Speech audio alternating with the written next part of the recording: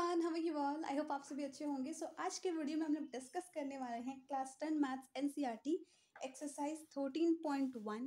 Yes, and इसके most of the questions हमने done कर लिए हैं। बस एक 9 क्वेश्चन नंबर बच गया था, ये वाला जिसका फिगर है ये।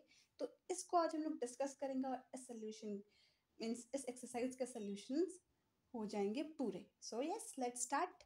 ठीक है, सबसे पहले क्वेश्चन पढ़ते हैं हम लोग यहाँ पर कि a wooden article was made by scooping out a hemisphere from each end of a solid cylinder as shown in this figure. If the height of the cylinder is 10 centimeter and its base of radius is itna, find the total surface area of the circle article, sorry not circle. ठीक है, तो इसका solution ये है, but हम solution discuss करने से पहले थोड़ा सा समझने की कोशिश कर लेते हैं कि यहाँ पर ये जो लैंग्वेज लिखी है आपके क्वेश्चन में उसका मतलब क्या हुआ, और थोड़ा लॉजिकल डिस्कशन भी हो जाएगा जिससे कि क्वेश्चन सॉल्व करने में आपको थोड़ी आसानी होगी। तो यहाँ पर क्या है कि एक वुडन आर्टिकल है, यानी कि आप देख सकते हो एक सिलेंड्रिकल शेप में है और इसमें स्कूपिंग किया हुआ है हेमिस्फीयर दोनों एंड पर, यानी हेमिस्फीयर स्फीयर का हाफ। ठीक है, तो एक हेमिस्फीयर इधर है, एक हेमिस्फीयर इधर है। स्कूपिंग मतलब खोखला कर देना।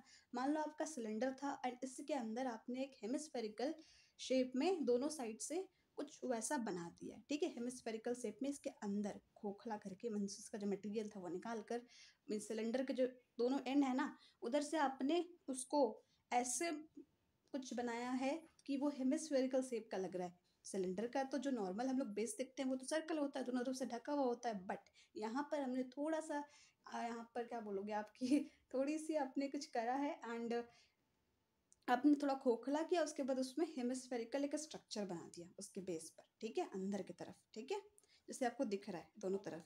तो आपको बताना है कि अब जो आपका find the total surface area of the article, यानी जो आर्टिकल ये जो बना है इसको हम आर्टिकल बोलेंगे, तो इसका टोटल सरफेस एरिया कितना है।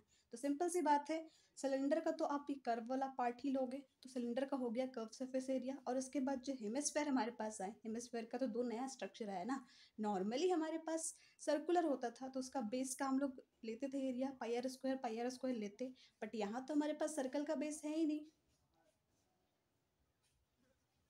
सो यहाँ पे सर्कुलर बेस नहीं है, उसको जगह पर तो हमें हेमिस्फेयर बनाया गया है, तो सर्कुलर बेस को नहीं लेंगे, हेमिस्फेरिकल का हेमिस्फेयर का कर्व सरफेस एरिया लेंगे। और हेमिस्फेयर कितने हैं आपके पास? दो। सिलेंडर कितने हैं? एक।